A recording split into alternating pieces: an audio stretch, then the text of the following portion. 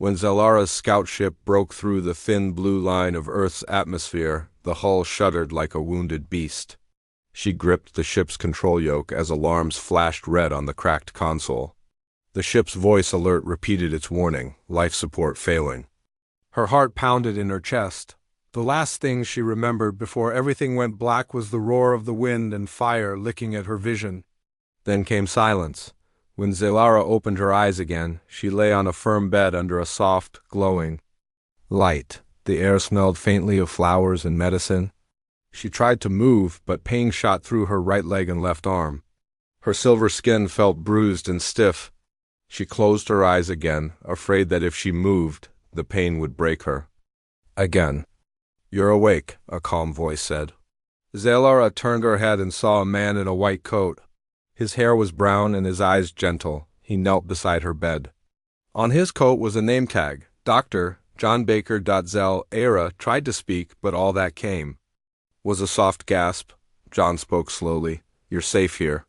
We found you in the forest after your ship crashed. We brought you to our hospital." Crash, yes, she remembered the crash. She remembered heat and metal twisting. She remembered fear. Prison cells and pain awaited her if her people found her on a strange world. She had heard many stories of human cruelty. Humans captured aliens and tested them. She expected chains and screams. John sat back on his heels. He did not look at her with fear or hate. He looked at her with concern. Zelara studied his face. His brow was furrowed. His hands moved gently, pulling a soft cloth toward her. "I need to clean your burns," John said. "It might hurt." "I will." "Go slowly. Tell me if it is too much." Zelara stood as best she could with the pain. Two men in uniforms waited by the door. They were silent. One held a folder. The other kept his hands near the holster on his belt. Zelara stiffened. She glanced at John. She saw no weapon on his belt. Only a small device that might measure her heart rate. With a nod from John, Nurse Megan Lee entered. Megan was gentle. She carried a tray with small bottles and soft cloths. Her dark hair was tied back in a braid. Her eyes were kind. John motioned to Megan. "Ready when you are." Megan stepped forward and smiled at Zelara. "Hi, I'm Megan. I will help clean your burns." Zelara felt her chest tighten. She did not know this language well. She could not speak fast. But Megan's smile made her want to trust it. Megan dipped the cloth in a clear liquid. She touched it to Zelara's left arm. Zelara drew in a breath. The cold touched her skin and then warmth spread. Megan spoke softly as she worked. Zelara did not understand all the words, but the tone was calm. It was not a threat. John watched the monitors that hovered near Zelara's bed. Numbers blinked in green. He spoke quietly to Megan. Zelara heard John say, "Heart rate is steady. Keep going." Megan wiped the burns until the cloth was pink. She changed the cloth and continued. Each time the cloth touched her skin, Zelara gasped, but Megan never hurried. She waited until Zelara calmed, then kept working. After a few minutes, Megan set the cloth down. She lifted a small device and pressed it gently on Zelara's arm. It beeped. Megan nodded and said, "All clean." She offered a small cup of water. Zelara took it. As Zelara drank, she studied the room. The walls were pale blue. Machines hummed softly. Medical tools lay on a counter. Zelara had seen medical bays on holovids. They had cold lights and harsh metal tables. This room felt softer. John cleared his throat. Zelara looked at him. He held a small pad. "I want to ask some questions," he said, "but only if you feel ready." Zelara tried to nod. The words stuck in her throat. She remembered her training. She learned to hide her fear. She learned to appear calm so no one knew her thoughts. She inhaled slowly. John held a small pad with an alien symbol on its screen. It looked like a circle with silver lines. He tapped it and lights blinked. He spoke one word. "Name?" Zelara stared. She could answer in her own language, but they would not understand. She looked at the two guards. One guard studied her. The guard's expression was neutral. The other guard looked away, as if he did not want to see her. Zelara swallowed. She tried the alien word for name. "Zelara." It came out rough and low. John tapped his pad, the symbol glowed green. John then spoke again. Planet? Zilara paused. Was she safe enough to answer? She saw a gentle light in John's eyes. She saw Megan's caring hand on the bed rail. She spoke slowly. CRESSA-5 double quotes. John tapped again. Until now, Zilara could only guess the words meant name and planet. But the pad symbol now glowed bright. John smiled. Megan patted Zilara's hand. Thank you, Megan said. As Megan left the room quietly, John stood. He placed the pad on the counter. He spoke softly. We will keep you safe, Zilara. Rest now. Zilara lay back. She closed her eyes against the pain. She let the soft lights wash over her. She remembered her clan's drills. Prisoners were beaten for information. Her people would not spare a single bruise. But here, she felt a small flicker of hope. Outside the door, the two guards spoke in low tones. Zilara could not hear, but she knew her fate was not yet sealed. Tomorrow they might bring interrogators. They might tear her mind apart. Yet for now she rested. She drifted between dreams of fire and metal and a strange image of a human woman's gentle smile. In that dream, the woman's eyes shone with kindness instead of cruelty. Zilara did not know what would come next. But for the first time since her ship crashed, she felt that maybe, just maybe, humans could be more than enemies. And so, Zilara slept, wounded but safe, in a world she did not understand. Each morning, Zilara woke to soft sunlight filtering through the window. The bed felt firm but comfortable. She lay still for a moment, listening to the quiet hum of machines. Moments later, Nurse Megan Lee was at her door. Megan held a tray, with a bowl of warm liquid and a cloth. She smiled when she saw Zilara stirring. Good morning, Zilara, Megan said. I brought breakfast. Zilara sat up slowly. Her body ached in places she did not know could ache. She reached for the bowl. The liquid smelled like herbs. Megan watched patiently. Zilara tasted it. The warmth spread through her. She set the bowl down. She wanted to speak but struggled with human words. Megan used simple signs and slow speech. Porridge, safe, eat slowly. She pointed to the spoon. Zilara nodded. As Zilara ate, she studied Megan. The human wore a white uniform like a uniform from her old academy, but softer. She remembered uniforms of her people, dark colors, sharp lines, badges showing rank. Megan's uniform had a small green symbol and looked more friendly than harsh. After breakfast, Megan removed the tray and said, Rest. She spoke with a smile before leaving. Zilara lay back, feeling both comfort and confusion. Humans were supposed to fear aliens. Aliens were supposed to fear humans. But each gesture from Megan said welcome and care. Later that morning, Dr. John Baker visited. He carried the tablet they used for questions. He tapped the screen and said slowly, How do you feel? Zilara touched her leg. She felt new strength. She said, Better. Her voice was rough, but the word came clearly. John tapped. He nodded and said, Good. Can I show you something? Zilara frowned, worried. She recalled tests and questions designed to break prisoners. She sat up and looked at him. John said, Learning? Language? He held a small book. It had pictures, shapes, lines, a human and an alien shape. Words, practice, help you talk. Zilara felt curious. She remembered lessons of war and strategy, but not lessons in language with a stranger who did not hold a weapon. She reached for the book. John sat on the edge of her bed. He pointed to a picture of a circle. He said, Circle.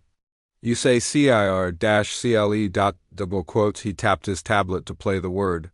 The tablet's voice said, Circle, Zilara repeated slowly. Chircla. The sound was clumsy. John smiled. He pointed to a square. Square, the tablet said. Zilara repeated, Square. For an hour they practiced shapes, colors, simple nouns. John spoke softly and slowly.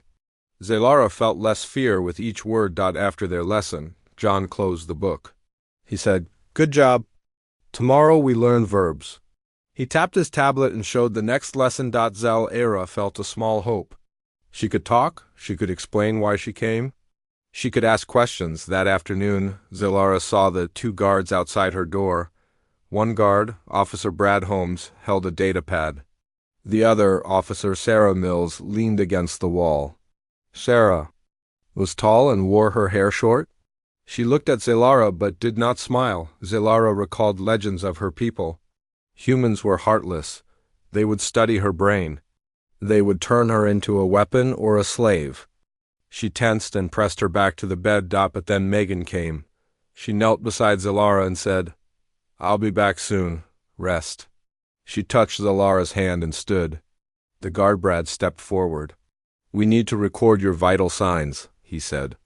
His voice was firm but not cruel. Zilara nodded. Brad checked her pulse and temperature. He recorded the numbers on his pad. Sarah watched quietly. When they finished, Brad said, "You should rest. Doctor said check again this evening." Brad and Sarah left without a word. Megan returned and cleaned her hands. Zilara closed her eyes, feeling both relief and doubt. The guards had been neither cruel nor kind. They simply did their job. Over the next days, Zilara's routine repeated. Megan brought food and cleaned her wounds. John taught her words. She learned water, eat, rest, help, and other simple terms. She practiced asking questions: where, why, who. Each word gave her strength. One evening, Zilara heard voices outside. She sat up and looked at Mary, the small window in her door. Two humans stood talking. One was a woman in a suit. Her name was Envoy Lisa Grant. The other was a man with silver hair. He wore a uniform with stripes. Commander Thomas Gray. Zell single quotes S. Heart raced. Envoys and commanders meant politics and power. They could decide her fate with a word. Envoy Grant spoke softly. "We have your report. The alien is stable. No sign of hostility." She looked at Commander Gray. He nodded. Commander Gray said, "Prepare a secure room. Then bring her. We speak tomorrow." Envoy Grant glanced at Zilara's door. Zilara felt a cold fear. The next morning, Megan arrived with breakfast. She noticed Zilara's tense face. "Big talk today," Megan said quietly. Zilara tried to smile. She said, "Envoy, Commander, meet me." Megan nodded. "I'll be here after." A guard unlocked her door. The two officers escorted her down the hall. John met them outside and said, "You can ask for me if you need help." Zilara walked with the guards and John. Her body still ached, but each step was easier. They reached a room with a long table. Envoy Grant and Commander Gray sat on one side. Megan and Brad stood behind Zilara's chair. John stood beside her. Envoy Grant spoke first. She said, "Zilara, thank you for coming. We want to learn your story." Zilara hesitated. She felt safe enough to answer. She said in halting speech, "Ship crashed. I do not want harm, want help." Envoy Grant nodded. She signaled to Commander Gray. He said, "We believe you. But we need more information. What was your mission?" Zilara closed her eyes. She remembered her orders: scout the planet, report resources, find weaknesses, prepare for invasion. She had followed orders without question. But the humans who saved her showed her mercy. She did not want to carry the weight of her mission. Zilara opened her eyes. She said softly, "I was scout. But now, I see humans kind. I want peace." Envoy Grant looked surprised. Commander Gray frowned. He tapped his pad. Envoy Grant said, "Peace? Your people mean to conquer us." Zilara shook her head. "Not me. I only flew scout ship. I saw beauty. I saw life. I did not know war yet." "Commander." Gray leaned forward. He said, "If you help us, maybe we help you. But how can we trust?" John stood and spoke. His voice was calm but firm. He said, "Zilara saved by us." She gave answer with honesty. She could lie, but she did not. Envoy Grant glanced at John. She nodded slowly.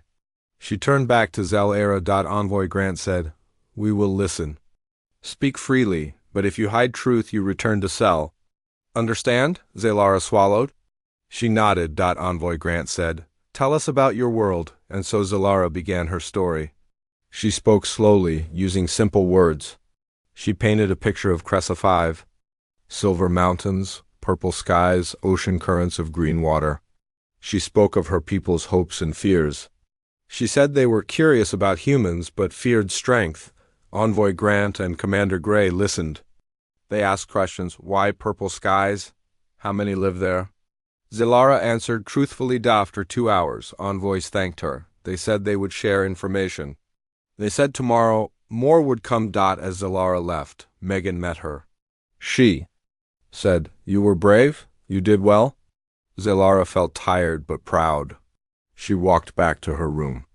On the way, she passed the guards. Brad gave a small nod. Sarah gave a curt smile. Zilara entered her room. She saw John waiting. He held the book of shapes and words. John said, "Good work. I added new lesson on the tablet. Tomorrow, verbs." Zilara smiled. She felt small hope grow. She remembered her clan's lessons: always watch the enemy, never trust. But now she thought maybe trust could build bridges. That night, Zilara drifted to sleep. She dreamed of purple skies and human faces. She dreamed of words connecting two worlds. She felt safer than ever and more alive. In the morning light, Zilara felt a fresh ache in her muscles. She opened her eyes to find Nurse Megan Lee already preparing her breakfast tray. Today, the bowl held fruit cubes and soft bread. Megan smiled as Zilara sat up. "Good morning," Megan said. "Today, Dr. Baker will teach you verbs." Zilara nodded. She remembered her last lesson well. She ate slowly. Megan pointed to a card on the tray with a picture of a person running and the word run printed below. "Run," Megan said, enunciating slowly. Zilara repeated, "Run." Megan nodded and pointed to another card showing a person eating. "Eat," Megan said. Zilara copied, "Eat." Then Megan pointed to a picture of a hand giving an object and the word give. "Give." Megan said. Zilara practiced each word until Megan seemed satisfied. She spoke each word clearly in slow, simple tones. Her confidence in the language grew a little. After breakfast, Dr. John Baker arrived. He carried the tablet and 2 small cups of water. "Are you ready for more?" John asked. Zilara gestured with her hands toward the tablet. She said, "Yes, more." John tapped the screen, displaying new words. Go, come, help, need. He pointed to each word in turn. "Go," he said. "You say go." Zilara repeated, "Go." John pointed to come. Zilara said, "Come." John nodded. When they reached help, Zilara hesitated. She thought of Megan cleaning her wounds and John saving her from the forest. "Help," she said quietly. This time the word felt warm, like a promise. John smiled. "Good. Now need," Zilara pronounced. "Need." John then tapped a sentence on the screen. "I need help." He read it slowly and asked Zilara to repeat. Zilara said, "I need help." Her accent sounded rough, but her meaning was clear. John clapped softly. "Excellent." After the lesson, John said, "Today you will see the garden. You walked there when you arrived. Now you can talk. Try it." Zilara felt a flutter of excitement. She followed John out of the medical bay. The corridors were bright and wide. Other patients looked at her with curiosity but not fear. Some waved. John led her to a large window. Beyond it lay a garden filled with green grass and colorful flowers. A stone path curved around a small pond. "This way," John said, opening the door. Together they stepped into the warm sunlight. The air smelled of fresh grass and petals. Zilara lifted her face to the sun. She had seen stars on her world, but not a sun so bright. John pointed. "Tree," he tapped the tablet to show the word. "And a picture of a tree." Zilara said, "Tree?" Her voice carried across the garden. John smiled and pointed to a flower. The tablet showed flower. Zilara said, "Flower." They walked slowly along the path. Zilara learned new words: bird, pond, grass, sky. Each word felt like a gift. After some time, they heard laughter. Megan approached with 2 cups of juice. "We thought you might like a break," Megan said, offering juice. Zilara accepted a cup. The bright orange liquid tasted sweet. Megan sat on a bench. She said, "I like the garden. It helps me think." Zilara sipped her juice. She said, Garden ... peaceful, Megan smiled. Yes, peaceful, calm. They sat quietly, listening to birds. Zilara closed her eyes. She remembered the roar of her ship crashing. She remembered pain. Now she felt peace. Later, they returned inside. Zilara's leg felt stronger. She walked without the cane. In the afternoon, Envoy Lisa Grant returned. She carried a folder. Commander Thomas Gray followed. Envoy Grant greeted Zilara. How are you feeling today? Zilara said, Better. I learn words. I feel ... hope. Envoy Grant exchanged a look with Commander Gray. He nodded. Envoy Grant said, We have received messages from our leaders. They want to know if you are willing to help us with translation and communication. Zilara blinked. Help? She thought of her mission. She had come to scout and report. Now humans asked her to work. With them. She said, Yes. I help. Envoy Grant smiled. Good. You will travel with us to the embassy. Brain jolted with new fear. Embassy meant formal talks. She would leave the safety of the hospital. John spoke quietly. You can do this. I will come too to help. Zilara nodded. That evening, Zilara packed a small bag. Megan brought bandages and spare clothes. She wrapped Zilara's arm firmly but gently. Zilara looked at the small bag with curious wonder. She thought of the mission she carried. She thought of the humans who saved her. She whispered to herself, I can help. That night, under a dim lamp, Zilara practiced speaking. She rehearsed, I will help you. Thank you for kindness. I want peace. The words felt strange but true. As sleep came, Zilara dreamed of two worlds meeting.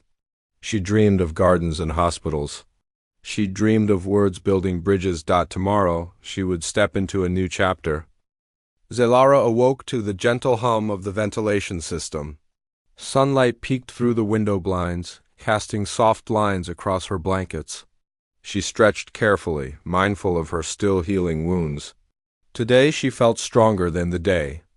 Before. Nurse Megan Lee arrived with a tray. On it were fresh fruits, a small loaf of bread, and 2 cups of water. Megan set the tray on the bedside table and smiled.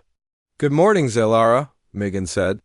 She wore her usual green uniform, which made her look calm and welcoming. Zilara sat up and reached for a slice of fruit. She tasted the sweet flesh and felt a wave of comfort. She looked at Megan, who waited patiently. Thank you, Zilara said in her halting English. Megan nodded. You're doing well. Today I have a surprise for you. She tapped the side of Zilara's arm gently. Are you ready? Zilara frowned in curiosity. Surprise? Megan stood and motioned to the door. Come on. With help from Megan, Zilara rose from the bed. Her leg ached but held her weight. Megan guided her to the door. Outside, the air smelled green and fresh. John Baker greeted them. He carried a basket made of woven fibers. Inside, small gifts peeked out, pieces of fruit, a hand-woven bracelet, and a small glass vial filled with water from the garden pond. We thought you might like these, John said. He looked at Zilara's face, which showed equal parts surprise and warmth. Zilara reached into the basket and pulled out the bracelet. It felt rough but pretty. Megan made it, John said. She can weave well? Megan smiled and bowed her head shyly. Zilara touched the bracelet's loops. She traced the pattern with her finger. For your wrist? Megan asked. Zilara nodded. Megan slipped the bracelet onto Zilara's wrist. It fit snugly. John motioned to the fruit. Megan offered Zilara a slice of melon. They sat on the bench near the window and shared the fruit. Zilara tasted the melon's cool sweetness and closed her eyes in pleasure. It's from the garden, John said. I picked it this morning. Zilara looked at the vial of water. She lifted it and sniffed. The water smelled like flowers. Pond water, Megan said. It's safe. It helps wounds heal faster. Zilara nodded and drank a small sip. The water was cool and smooth. As they sat, John pulled out his tablet and opened the language lesson. He tapped to show new sentences. I like this.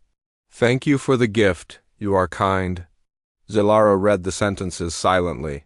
She looked at Megan and John. John said, Repeat after me. I like this. Zilara spoke slowly. I like this. Then John said, "Thank you for the gift." Zalara copied, "Thank you for the gift." When John said, "You are kind," Zalara hesitated. Kindness was a strange word for her people. It meant weakness, but she felt warmth in her chest as she looked at Megan's caring eyes. She said, "You are kind," John smiled. "Good. Now put it all together." He tapped the screen. The screen showed, "I like this gift. You are kind. Thank you."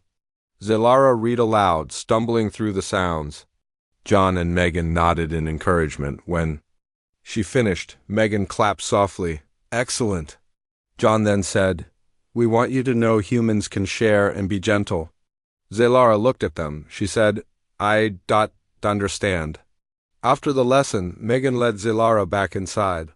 They entered a sunlit room, filled with soft chairs. Two human children played quietly with blocks. The sound of their laughter made Zalara smile. "Children," Megan explained. "They like to play. Humans start learning young." Zalara knelt to watch. The children built a tower of blocks and then knocked it down. They laughed. One child looked up and waved shyly. Megan waved back. Zalara studied the children's bright eyes and open smiles. She remembered her own early days on Cressa 5. When young Zalara had practiced war drills, not play. Megan said, "Play helps humans learn trust and friendship." "Sometimes you can play too, if you like," Zalara thought. Could she play? She had never felt free to laugh without worry. "Maybe next time," she said with a small nod. Megan patted her shoulder. "That's fine. Rest now. You need your strength." That afternoon, John and Megan invited Zalara to sit outdoors again. They walked to the garden and found a quiet spot under a tree. A gentle breeze stirred the leaves. John removed the bracelet from Zalara's wrist and placed it on the bench. He handed her a small pencil and paper. "Draw something you like," he said. Zalara looked at the blank page. She thought of the purple sky on her world and the silver mountains. She closed her eyes and remembered the shape of her home. Then she opened her eyes and drew a simple landscape, a tall mountain beside a large river.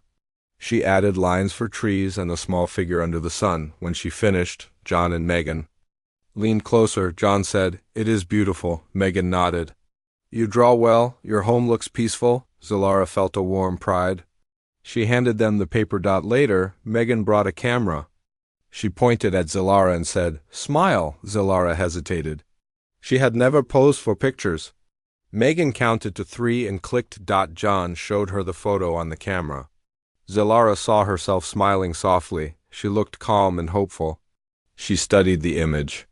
"I look happy," Zalara said. Megan smiled. "Friends can capture good moments." Zalara nodded. She realized she did not feel like a prisoner. She felt like someone who belonged. As the sun set, they returned inside. The sky glowed pink and orange. Zalara watched the colors fade. John said, "You have come far in just a few days." Zalara whispered, "Thanks to you and Megan." Megan reached out and squeezed Zalara's hand. Zalara felt the warmth of human touch without fear. Back in her room, Zalara wrote in a small journal Megan had given her. She wrote simple English sentences. "Today I got a gift. I learned words. I drew my home. I feel happy. I trust humans." She placed the journal by her bedside. She closed her eyes and drifted to sleep, her heart lighter than before. In her dreams, she saw the mountain she drew, standing tall beside a river.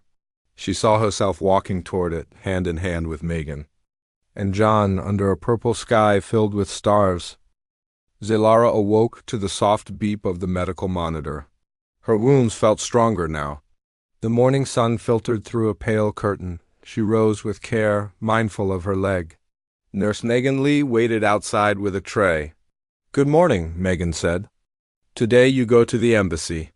She placed the tray on the bedside table. Zalara's heart thudded. Embassy meant talks, decisions. She drank the fruit smoothie and ate soft bread. Megan added gently, "Dr. Baker comes too. You are ready."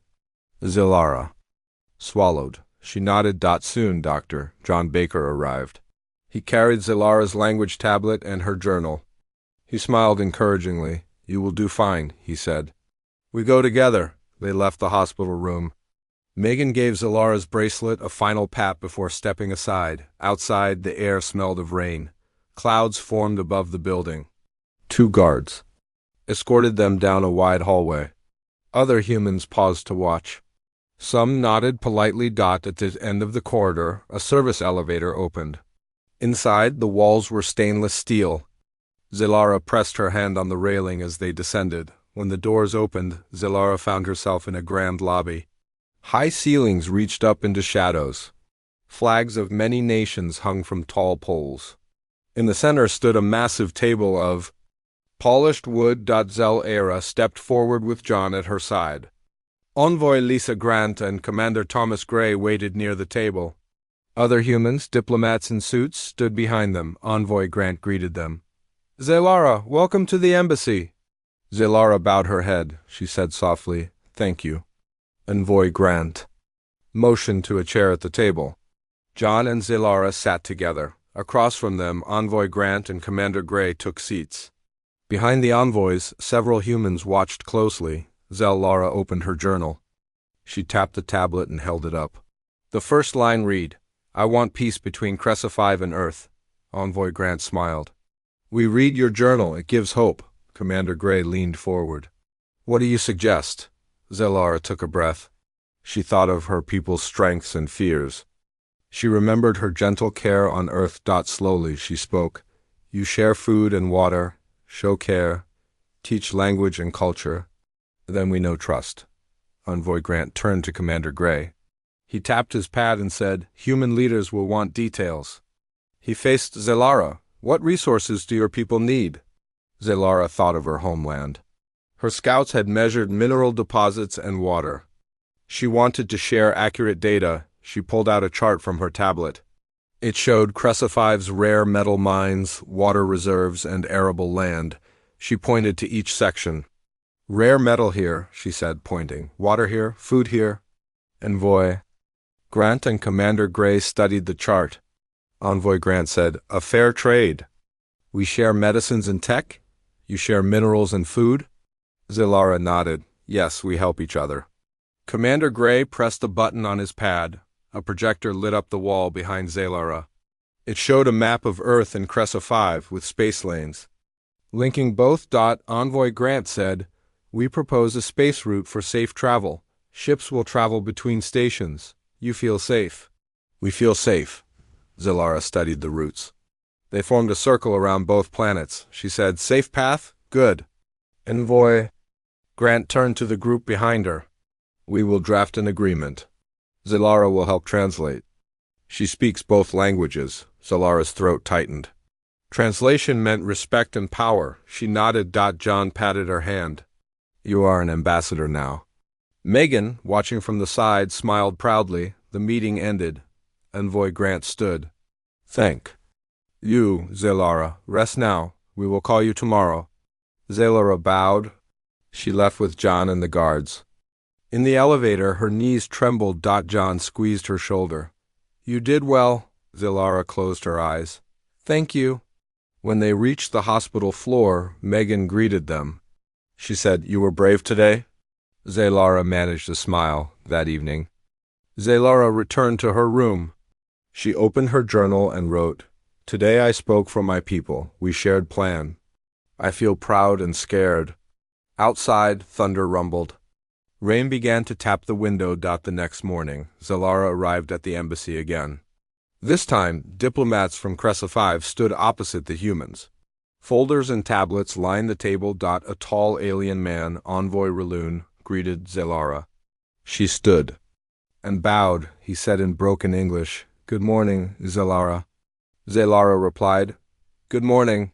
She tapped her tablet and spoke. "I bring offer of peace. Humans and Cressa 5 share." She pointed at the agreement on the table. Envoy Raloon studied the document. "We accept?" he asked. Zalara hesitated. She looked at the human envoys behind him. She saw the kindness in Megan's eyes and John's steady gaze. She said firmly, "Yes, accept." Envoy Raloon nodded. He signed the document with a quill. Then Megan handed him her pen to sign the human side. When both sides signed, a soft chime echoed in the room. The embassy's doors opened and sunlight flooded in, Envoy Grant announced. Today marks a new alliance. Phones and cameras recorded the event. Zelara felt warmth spread through her chest. After the ceremony, humans and aliens shook hands. Zelara shook Envoy Raloon's hand. She said, "Thank you for trust." Raloon smiled. "Thank you for courage." That evening, at the hospital, Megan placed a small medal on Zelara's bedside table. It showed two hands clasped. John said, "A gift from the embassy." Zelara touched the medal. She whispered, "A reminder of hope." She closed her eyes and slept. Her dreams filled with shared stars and peaceful skies. Zelara woke to the hum of engines and a bright light at her window. Through the glass she saw the landing pad below. Envoys and guards moved about, preparing her shuttle for departure. Today she left the place that had been her home for days. Gentle knock came at her door. Nurse Megan Lee entered with a small packet wrapped in cloth. She laid it on Zelara's bedside table. "Good morning," Megan said softly. "Today is big day." Zelara sat up and touched the packet. Inside, she found the hand-woven bracelet Megan had made and a small vial of pond water. "For memory," Megan said. She smiled.